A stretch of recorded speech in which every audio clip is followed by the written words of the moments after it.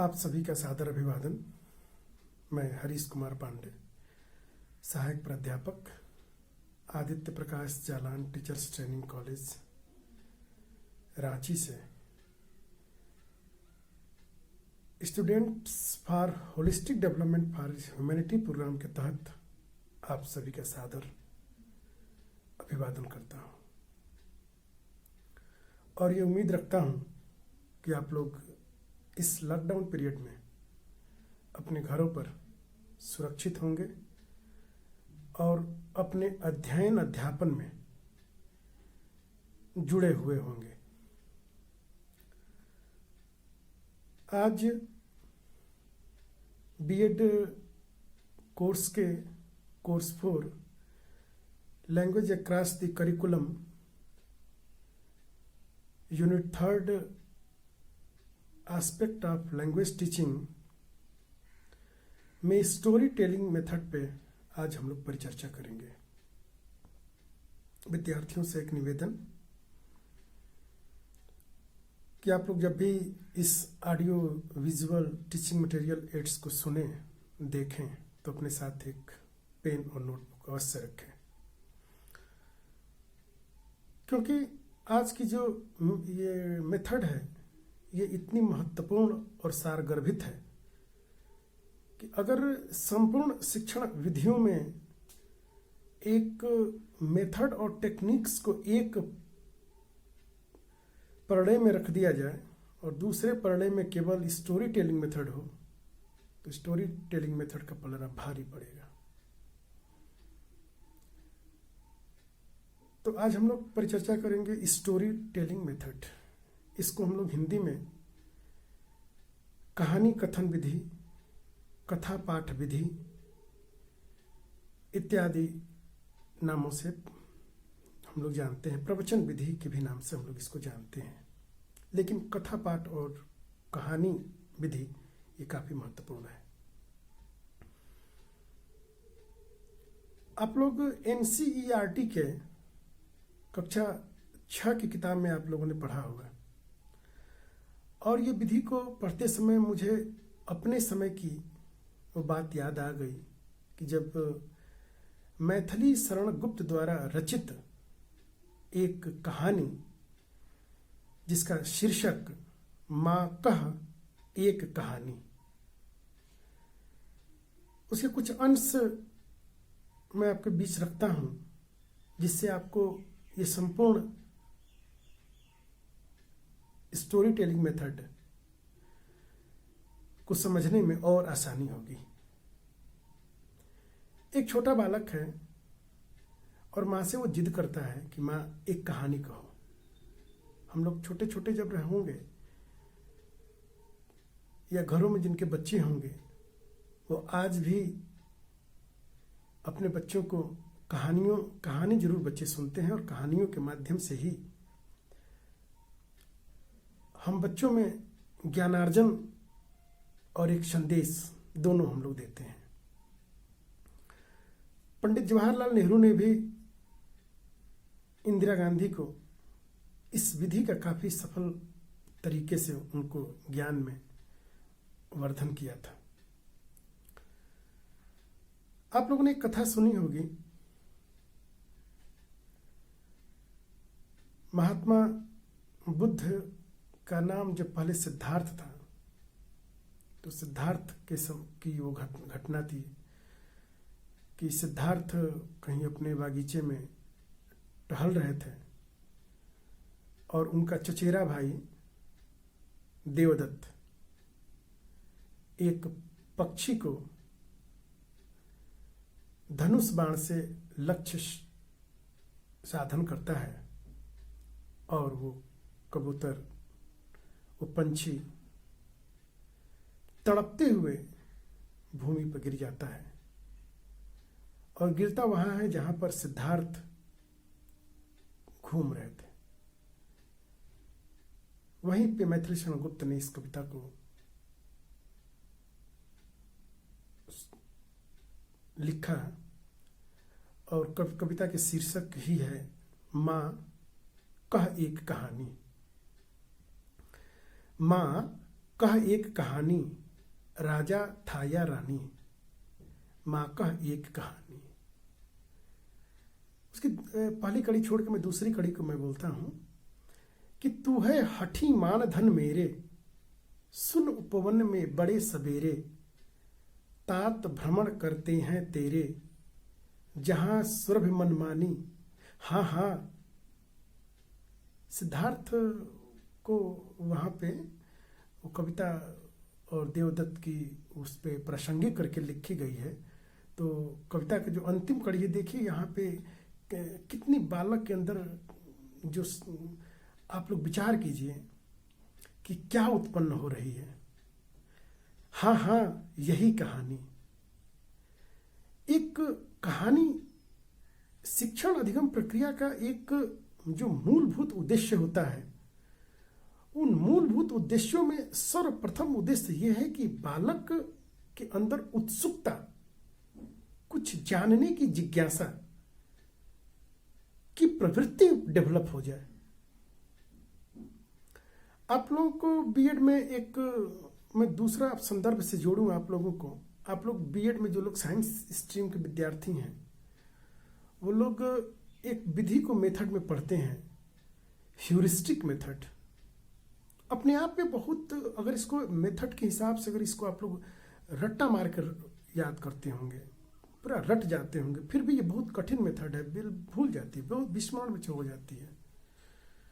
और जबकि इसका इतना सरल, अगर कथा के रूप में इसको सीखा जाए तो इतना सरल है ये ह्यूरिस्टिक मेथड, कि वो कथा इस प्रकार से थी कि वो एक्सपेरिमेंट कर रहे थे कुछ भौतिक विज्ञान के, और एक्सपेरिमेंट में वो काफ़ी समय अपने प्रयोगशाला में ही समय व्यतीत करते थे। तो उनकी पत्नी एक बार नाराज होकर और वहाँ पे गई, और उन्होंने वो काम में काफ़ी संलग्न थे, तो उन्होंने बहुत झटके से वो धक्का दे दिया वो एक वस्तु को, और वो वस्तु जाके टकरा गई उनके प्रयोग के उपकरणों से। और प्रयोग के उपकरणों से टकराने के बाद उसमें जो गति हुई, तो उसी गति से उनका प्रयोग जो करना चाहते थे वो प्रयोग हुआ, और वो कहते कहते ये भगे। वो लैटिन भाषा में वो था, तो वो लैटिन भाषा का शब्द यूरेका, यूरेका, वो यूरेका यूरेका कहते कहते भगे, अर्थात मैंने पा लिया, मैंने पा लिया, मैंने पा लिया। और ह्यूरिस्टिक मेथड का यही है कि आई फाइंड आउट, मैं प्राप्त करता हूं। ये इसलिए साइंस में महत्वपूर्ण विधि मानी जाती है कि मैं प्राप्त करता हूं, मैं खोज करता हूं। अर्थात तो जब मैं कोई चीज प्राप्त करूंगा, मैं कोई चीज खोज करूंगा, मैं कोई चीज अध्ययन करके एक निष्कर्ष पर पहुंचूंगा, तो वो मेरा अपना ज्ञान होगा। और उसी अपने ज्ञान का पूरा जब सिस्टमेटिक आप वर्णन करते हैं, तो वही वर्णन विज्ञान में जाकर काफी सारगर्भित हो जाती है, और उस विद्यार्थी के अंदर वैज्ञानिक प्रवृत्ति का प्रादुर्भाव या जन्म होता है। अच्छा, जरा कल्पना कीजिए, यह कभी कल्पनातीत बातें हैं कि हम कभी, कि जब कोई पढ़ने लिखने के कोई इतने साधन नहीं थे, तो हमारे ज्ञान के अक्षुण परंपरा का स्रोत वेद एक पीढ़ी से दूसरी पीढ़ियों में कैसे हस्तांतरित हुआ होगा। कभी कल्पना बैठे बैठे करना चाहिए। आज तो हम लोगों के पास कलम है, कॉपी है, रिकॉर्डिंग मशीन आ गई है, प्रिंटिंग मशीन आ गई हैं। भौतिक विज्ञान के आविष्कारों ने पूरे जीवन को, टीचिंग लर्निंग प्रोसेस को इतना आसान बना दिया है कि अब से पहले इतना आसान कभी नहीं था। लेकिन जब हमारे पास कुछ भी नहीं थे, अरे वो लिखने के जो ताम्रपत्र या जो पत्र पे जो लिखे जाते थे पत्तों पर, वो जब वो ये सारी विधाएं भी जब नहीं थी, तो भी हमारे पास ज्ञान का अक्षुण ज्ञान परंपरा से एक पीढ़ी से दूसरी पीढ़ी में एज इट इज क्रमशः बिना किसी प्रकार के अंतर के एक पीढ़ियों से दूसरी पीढ़ियों में उसी प्रकार स्थानांतरित होता गया जिस प्रकार से उसका मूल था। कहानी शिक्षण विधि अपने आप में एक अति महत्वपूर्ण ये विधि है जिसमें विद्यार्थी के सिर्फ चतुर्दिक विकास की कल्पना नहीं, सिर्फ चतुर्दिक विकास तक ही सीमित नहीं रखा गया। विद्यार्थियों के अंदर कौतूहल, एक जिज्ञासा, कुछ जानने की इच्छा, अपने विचारों को अभिव्यक्त करने की इच्छा, प्रश्न पूछने की कला, डिस्कशन करने, वार्तालाप करने की कला, और एक ऐसी जिज्ञासा कि उस जिज्ञासा से उसको आत्मानुभूति और उसमें एक सारगर्भित संदेश छुपा होता था जो विद्यार्थियों में सिर्फ ऐहिक और ये लौकिक विद्या तक ही सीमित नहीं रहती थी, वो विद्यार्थियों के अंदर उन मूल्यों का विकास कर जाती थी जिन मूल्यों के विकास के माध्यम से हम लोग जिस शिक्षा की कल्पना किए थे कि सा विद्या या विमुक्ते, उस अंतिम परिकल्पना तक हम उसको वहां तक पहुंचा देते थे। कथा पाठ के हर विषय का, हर मेथड्स का एक अपना उद्देश्य होता है, क्योंकि शिक्षा एक निरुद्देश्य प्रक्रिया नहीं है।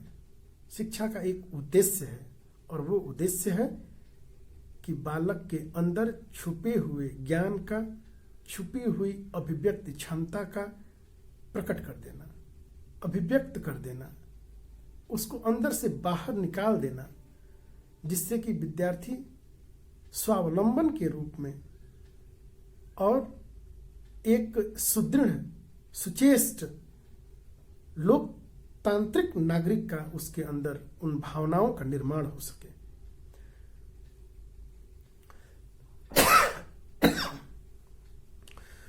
तो कथा पाठ के भी उद्देश्य हैं, कथा पाठ के भी कई उद्देश्य हैं। आप लोग नोट करते जाएं, एक एक करके हम उद्देश्य बताते जाएंगे और उस पर चर्चा करते जाएंगे। कहानी किसी घटना का या मनोभाव का एक कौतूहलपूर्ण चित्रण है। कहानियां मानव सभ्यता के आदिकाल से ही मनोरंजन एवं आनंद का साधन रही है।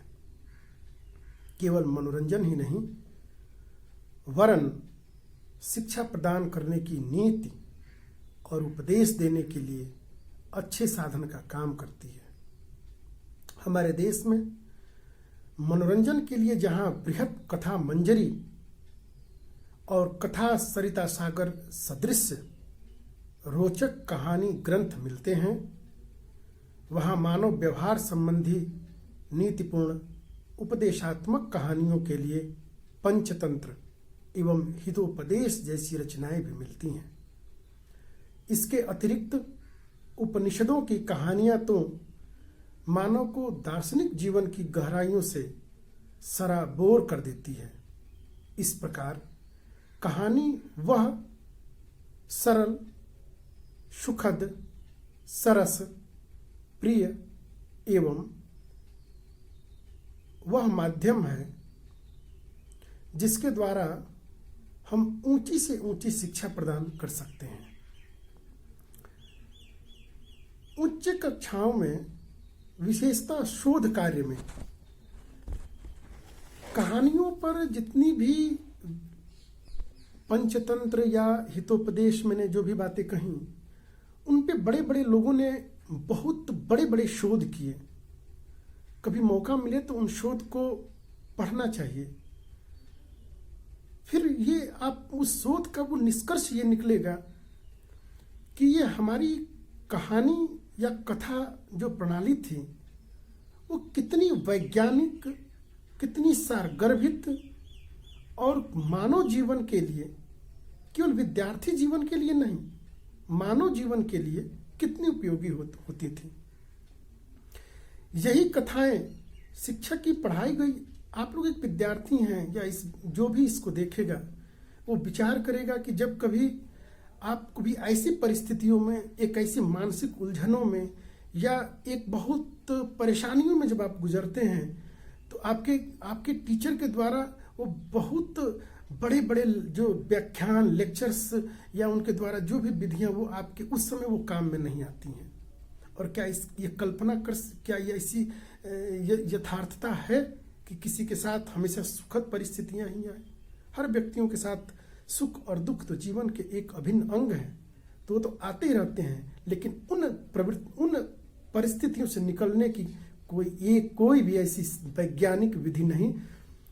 अगर उन सभी विधियों में अगर देखा जाए तो सिर्फ कथा उपदेश विधि, कहानी उपदेश विधि एक ऐसी विधि है कि उस समय कोई भी मानव मात्र यह बात पर सोचता है कि हमारे टीचर ने, हमारे गुरु ने, हमारे वो आध्यात्मिक पुरुष ने, हमारी माँ ने इस प्रकार की कथाएं सुनाती थी।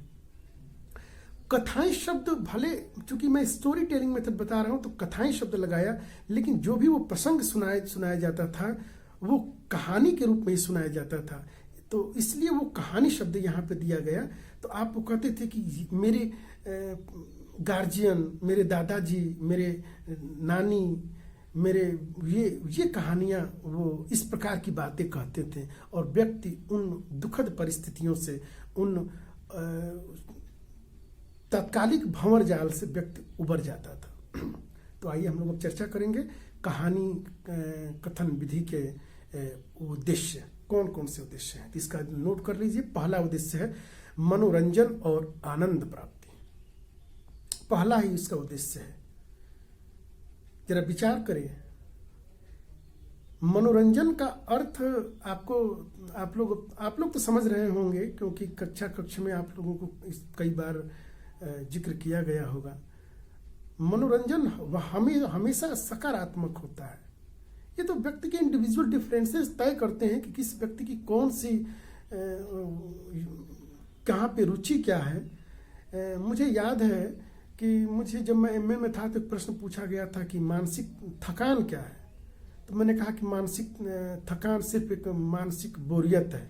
जब तक हमारी किसी विषय वस्तु में जानने की जिज्ञासा और रुचि बनी रहती है तब तक हमें मानसिक थकान नहीं हो सकता है। आप 3-3 घंटे मूवी में गुजार देते हैं, आपको मानसिक थकान होती है क्या? कभी ऐसा हुआ कि आप थक गए हो? तो यहाँ पे भी वो उद्देश्य है मनोरंजन। मैंने आपको डिस्कशन मेथड में पढ़ाया था कि अथर्ववेद में कहा गया है कि एक शिक्षक अपने विद्यार्थियों को इस प्रकार से पढ़ाता है कि विद्यार्थी उस विषय में आनंद की, परमानंद की प्राप्ति करते थे। जब शिक्षक विषय वस्तु को इतना मथ कर और विद्यार्थियों के जब सन्मुख सारगर्भित रूप में प्रस्तुत करता है तो विषय वस्तु बहुत ही रुचिकर, आनंदपूर्ण हो जाती है। आप लोगों को निश्चित अपने जीवन में याद होगा कि फला टीचर आते थे और इतना बढ़िया पढ़ाते थे और इतना बढ़िया, जैसे एक स्टोरी बना देते थे पूरी विषय वस्तु का, और स्टोरी के माध्यम से रखते थे, और वो आज भी आप उसका जिक्र करते रहते हैं, हम लोग भी जिक्र करते रहते हैं। तो इसका पहला है मनोरंजन और आनंद की प्राप्ति, मतलब विषय वस्तु इतना मनोरंजन हो और कि उसमें आनंद आ जाए। आप लोग इस लॉकडाउन पीरियड में आप लोग रामायण और महाभारत देख रहे होंगे, तो रामचरितमानस को जब निकालिए और उसमें पहला ही आप जब उसमें जब देखेंगे तो पहला ही कह रहे हैं कि स्वांतः सुखाय, मतलब रघुनाथ कीर्तिगाथा में थोड़ा लाइन आप लोग देख लीजिएगा। तो मतलब कि जो ये मैं कथा जो मैं सुना रहा हूँ, मैं जो कथा जो लिख रहा हूँ, ये अपने स्वांत, अपने सुख के लिए मैं लिख रहा हूँ, जबकि यह पूरे विश्व मानवता के, मानव मात्र के कल्याण के लिए और पूरे ज्ञान और विज्ञान के लिए ये सहायता करेगी। लेकिन फिर भी लोगों ने कहा कि, फिर भी उन्होंने पहले ही कह दिया कि मैं एक अपने आत्मिक सुख के लिए, क्योंकि शिक्षा का मूल उद्देश्य भी तो वही है कि एक आत्मिक आनंद। अरे जब तक एक दिया स्वयं में प्रकाशित नहीं होगा वो दूसरे को क्या प्रकाशित करेगा? जो व्यक्ति के अंदर खुद आत्मा उसके खुद आनंदित नहीं होगा तो वो दिखावटी आडंबरों से कितने को आनंदित कर सकता है? जब तक खुद वो विषय में इतना रम न जाए, इतना उसको अंदर से वो खुद विषय में मजा न आने लगे, तो वो दूसरे को उस विषय में क्या मजा चखाएगा? तो उसी प्रकार से मनोरंजन और आनंद की प्राप्ति, कोई भी कथा, कोई भी कहानी जब हम इस विधि का कक्षा में प्रयोग करते हैं, और तो इसका उद्देश्य ही होता है कि एक संदेश को रखते हुए, मैं यहाँ पे दोहराता हूँ, आप लोग नोट करेंगे कि एक संदेश छुपा होगा। कहानी का मतलब लोक कहानियाँ, मतलब एक ऐसी लोक कहानियाँ नहीं, एक ऐसी कहानी जिसमें कुछ न कुछ आपके जीवनोपयोगी कुछ मूल्य, एक संदेश जो छुपा हो, तो उसमें मनोरंजन और दूसरा है कि आनंद की प्राप्ति। सुनने के बाद विद्यार्थी आत्ममग्न हो जाए और उसको एक संदेश प्राप्त हो और उसके जीवन में, उनके जीवन में उन मूल्यों के विकास में वो सहायक हो। दूसरा है चित्त वृत्तियों का परिष्कार। चित्र वृत्तियों का परिष्कार क्या हो, आप लोग भी विचार कर रहे होंगे क्या हो सकता है चित्त वृत्तियों का परिष्कार। अच्छा, जब आपके सामने जब कोई कथा, जब कोई कहानी, जब आप लोगों को जब कभी सुनते हैं या कभी कोई सुनाता है, तो आपके अंदर एक प्रक्रिया बनने लगती है, एक इमेजिनेशन होने लगता है, आप कल्पना करने लगते हैं कि ये हुआ होगा, ऐसा हुआ होगा, और आपकी अंदर की कौतूहल और आपकी जिज्ञासा बहुत ज़्यादा बढ़ जाती है। तो जो वही आप चित्त वृत्तियों का परिष्कार, आपके अंदर इमेजिनेशन पावर।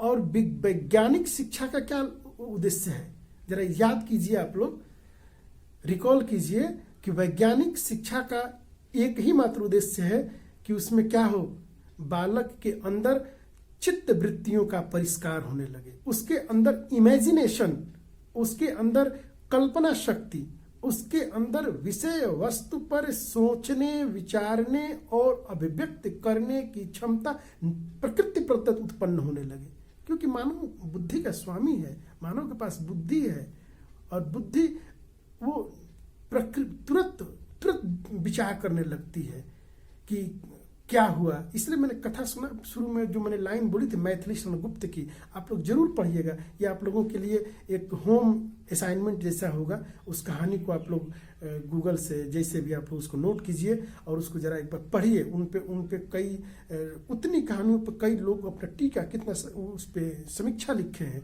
बहुत बड़ी बातें हैं, भले ही वो 4 स्टेंजा की हो, लेकिन बहुत उसमें सारगर्भित बातें हैं। और पूरी कथा अगर इस देखना चाहते हैं तो उन्होंने उसमें पूरी बातों को दिया गया है। तीसरा पॉइंट है शिक्षा और उपदेश। शिक्षा और उपदेश, हितोपदेश की कहानियां, पंचतंत्र की कहानियां, अगर आप लोग कभी इसको पढ़े होंगे, कभी आप लोग इसको देखे होंगे, तो आप लोग उसमें देखे होंगे कि उसमें कितनी कल्पनाओं को कितनी वैज्ञानिक तरीके से उसका अक्षरशः वर्णन किया गया है। और उसका